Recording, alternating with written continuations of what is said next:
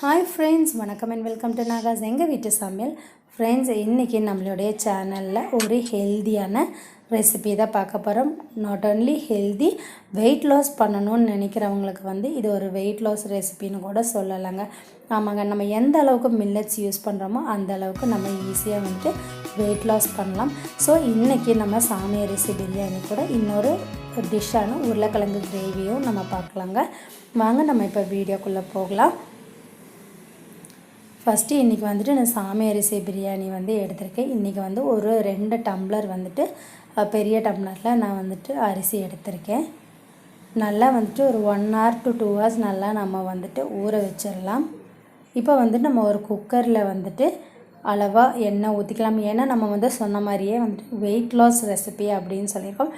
So ரொம்ப எண்ணெய் கம்மி பண்ணாலும் டேஸ்ட்டு அதிகமாக இருக்காது. ஸோ ஒரு நார்மலாக நீங்கள் எண்ணெய் ஆட் பண்ணிக்கோங்க. இதில் இன்றைக்கி நான் பிரியாணி பொருட்கள், அதாவது பட்டை, கிராம்பு, ஏலக்காய், இந்த மாதிரி எல்லாமே நான் ஆட் பண்ணியிருக்கேன். பிரியாணி இலை, அதுக்கப்புறமா இன்றைக்கி பெரிய வெங்காயம், ஒரு பெரிய வெங்காயம், பச்சை மிளகாய் பொடிசா நறுக்குனது, தேவையான அளவு கல்லுப்பு, இது எல்லாமே ஆட் பண்ணி நல்லா இந்த பெரிய வெங்காயம் நல்லா கோல்டன் ப்ரௌன் வர வரைக்கும் நம்ம வதக்கிக்கலாம்.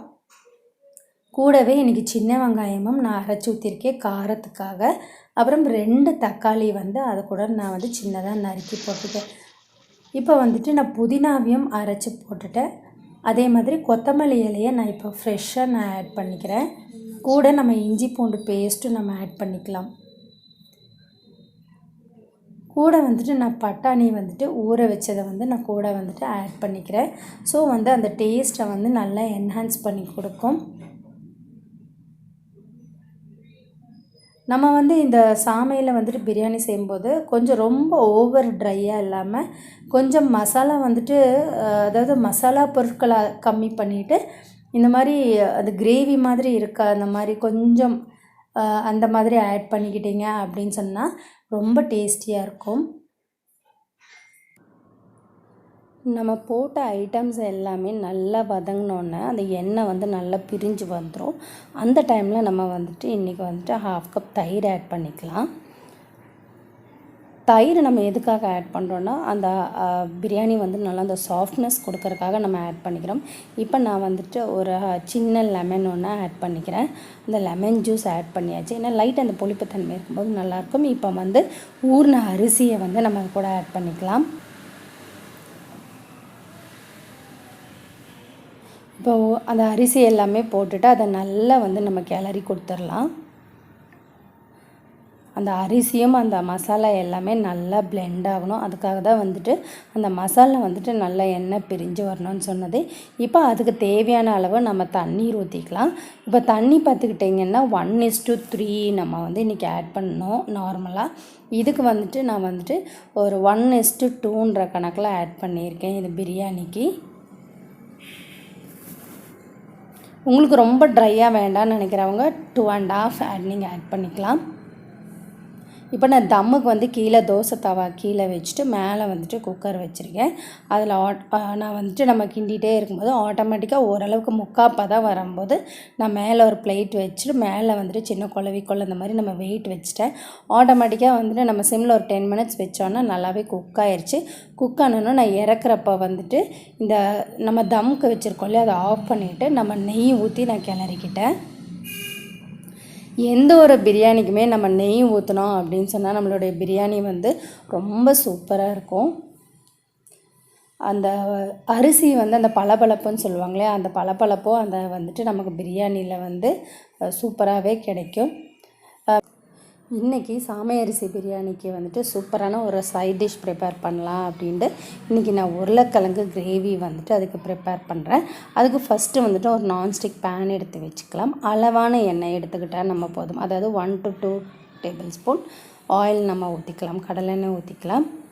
எண்ணெய் நல்லா காஞ்சோன்னே 1 ஸ்பூன் சோம்பு, அது நல்லா பொரிஞ்சதுக்கப்புறமா 1 ஸ்பூன் ஜீரகம் ஆட் பண்ணிக்கலாம். அந்த ஜீரகம் நல்லா பொரியட்டும்.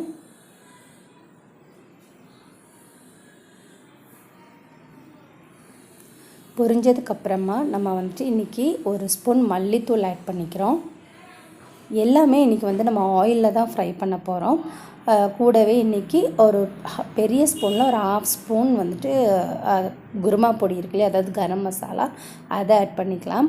அப்புறம் வந்துட்டு ஒரு 1/2 சிட்டிகை வந்துட்டு மஞ்சத்தூள் ஆட் பண்ணிக்கலாம்.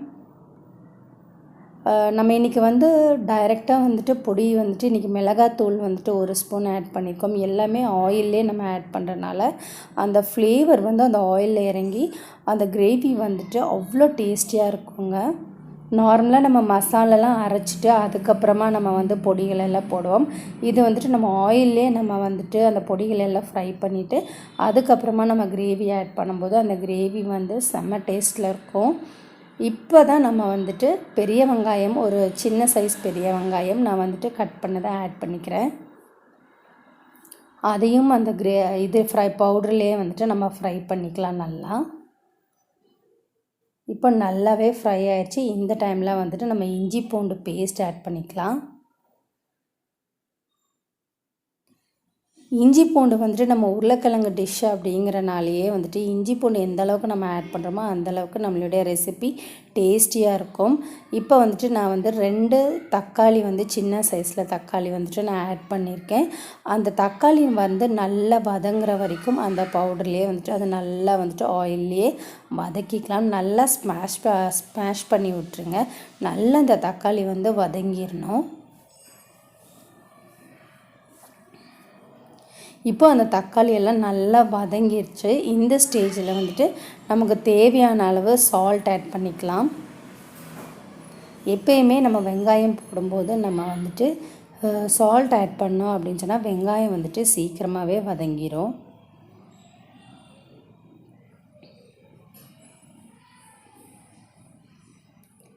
இப்போது இது வந்து நல்லா வந்து வதங்கிடுச்சு. இப்போ கொஞ்சமாக தண்ணி ஊற்றி அந்த கிரேவி கன்சிஸ்டன்சி நமக்கு கிடைக்கணும் இல்லையா, அதுக்காக இப்போ கொஞ்சம் தண்ணி ஊற்றி அந்த தண்ணியிலே இந்த வெங்காயம், தக்காளி மற்ற பொடிகள் எல்லாமே அது நல்லா வேகட்டும். இப்போ ஆல்ரெடி நம்ம வந்துட்டு பாயில் பண்ணி வச்ச உருளைக்கிழங்கை வந்து அது கூட வந்துட்டு ஒரு நார்மல் சைஸ்க்கு நம்ம கட் பண்ணி அதை எல்லாத்தையுமே ஆட் பண்ணிக்கலாம். ரொம்ப சின்னதாக கட் பண்ணிடாதீங்க, ஏன்னா எல்லாமே வந்து பிளெண்ட் ஆயிரும். ஸோ ஓரளவுக்கு நம்ம பொரியலுக்கெல்லாம் கட் பண்ணுவோம் இல்லையா, அந்த சைஸில் வந்துட்டு நம்ம கட் பண்ணி ஆட் பண்ணிக்கலாம். ஸோ அந்த கிரேவியில் வந்து அதை நல்லா கிளறி விட்ருங்க.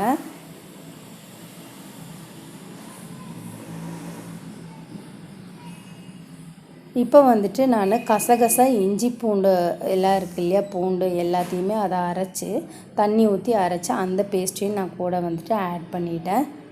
ஸோ அந்த வந்து ஸ்பைசி ஃப்ளேவர் வந்துட்டு நல்லாயிருக்கும். இப்போ வந்துட்டு நான் தேங்காயை வந்துட்டு நல்லா அரைச்சி ஊற்றிருக்கேன். நீங்கள் தேங்காய் பால் எடுத்தும் பண்ணுங்கள், சூப்பர் டேஸ்ட்டில் இருக்கும். இப்போ வந்துட்டு நல்லா வந்துட்டு நம்ம இறக்க போகிற கொஞ்சம் நேரத்துக்கு முன்னாடி தான் தேங்காய் பால் நம்ம அதை தேங்காய் அரைச்சி ஊற்றணும். அப்போ வந்து அந்த டேஸ்ட் வந்து அந்த ஃப்ரெஷ்னஸ் நல்லா கிடைக்கும். இப்போ இந்த கிரேவியில் வந்து எண்ணெய் வந்துட்டு நல்லா பிரிஞ்சு வந்துருச்சு ஓரளவுக்கு. இந்த ஸ்டேஜில் நம்ம வந்து இறக்கி வச்சிடலாம். இப்போ நமக்கு கொஞ்சோண்டு கருவேப்பிலையும் கொத்தமல்லி இலைகளையும் வந்துட்டு நான் போட்டு கார்னிஷ் பண்ணியாச்சு. இப்போ லாஸ்ட்டாக வந்துட்டு 1 ஸ்பூன் தேங்காய் எண்ணெய் ஊற்றி நான் இறக்கி வைக்கிறேன். என்னோடய எல்லா டிஷ்லேயும் நம்ம வந்துட்டு தேங்காய் எண்ணெய் ஊற்றிக்கணும். தேங்காய் எண்ணெய் வந்து நம்ம ஊற்றுறனால உடலுக்கும் நல்லது, அதே சமயத்தில் நம்மளுடைய ஃபுட்டும் வந்து அந்தளவுக்கு டேஸ்டியாக இருக்கும். ஸோ இன்றைக்கி நம்மளுடைய சாமி அரிசி பிரியாணிக்கு ரைத்தாவும் ரெடி ஆயிடுச்சு, அதே சமயத்தில் உருளைக்கிழங்கு கிரேவியும் சூப்பராக ரெடி ஆயிடுச்சு. ஸோ இன்றைக்கி நம்ம வந்துட்டு ஒரு லைட்டான ஃபுட்டு கூட, அதாவது நம்ம நார்மலாக பிரியாணி சாப்பிட்டா ரொம்ப ஹெவியாக இருக்கும் இல்லையா, ஆனால் இன்றைக்கி வெயிட் லாஸ் ரெசிபிக்காக நம்ம வந்துட்டு சாமி அரிசி பிரியாணி ட்ரை பண்ணியிருக்கோம். ஸோ இந்த சாமி அரிசி பிரியாணி பார்த்துக்கிட்டிங்கன்னா உடம்புக்கு வந்துட்டு அவ்வளோ நல்லது. ப்ளஸ் வந்துட்டு எப்பயுமே இந்த குருணையாக இருக்கிறனால வந்துட்டு நம்மளுடைய கலோரிஸ் வந்து ஈஸியாக பர்ன் ஆயிரும். ஸோ நம்ம உடலுக்கும் வந்து அதிகமான சத்துக்களை கொடுக்குது. ஸோ வந்துட்டு இந்த வெயிட் லாஸ் பண்ணணும்னு நினைக்கிறவங்க இந்த மாதிரி மில்லட்ஸ் அதிகமாக எடுத்துக்கோங்க. கடைகளில் வந்து பேக்கெட்டில் பவுடர்ஸ் எல்லாம் ஈஸியாக கிடைக்குதா அப்படின்னு சொல்லிட்டு அந்த மாதிரி ஃபுட்ஸ் எல்லாம் அதிகமாக எடுத்துக்காதீங்க. இந்த மாதிரி குருணையாக இருக்கும்போது வந்து டைஜஷன் பவர் நமக்கு அதிகமாக இருக்குது. ஸோ நம்ம நார்மலாக எடுத்துக்கிற அரிசியை விட நம்ம இந்த மாதிரி ஐட்டம்ஸ் எடுத்துக்கிட்டோம் அப்படின்னு சொன்னால் நமக்கு உடம்புக்கு ரொம்ப ரொம்ப நல்லதுங்க. ஃப்ரெண்ட்ஸ், இந்த வீடியோ உங்களுக்கு பிடிச்சிருந்ததுன்னா லைக் பண்ணுங்கள், உங்கள் ஃப்ரெண்ட்ஸ் கூட ஷேர் பண்ணுங்கள், பக்கத்தில் இருக்க பெல் பட்டனை ப்ரெஸ் பண்ணி சப்ஸ்கிரைப் பண்ணுங்கள், ஆளுங்கிற ஆப்ஷனையும் ப்ரெஸ் பண்ணுங்கள். அப்போ தான் நான் போடுற வீடியோஸ் எல்லாமே உங்களுக்கு உடனுக்குடன் நோட்டிஃபிகேஷனில் வந்து சேரும். தேங்க்ஸ் ஃபார் வாட்சிங் ஃப்ரெண்ட்ஸ்.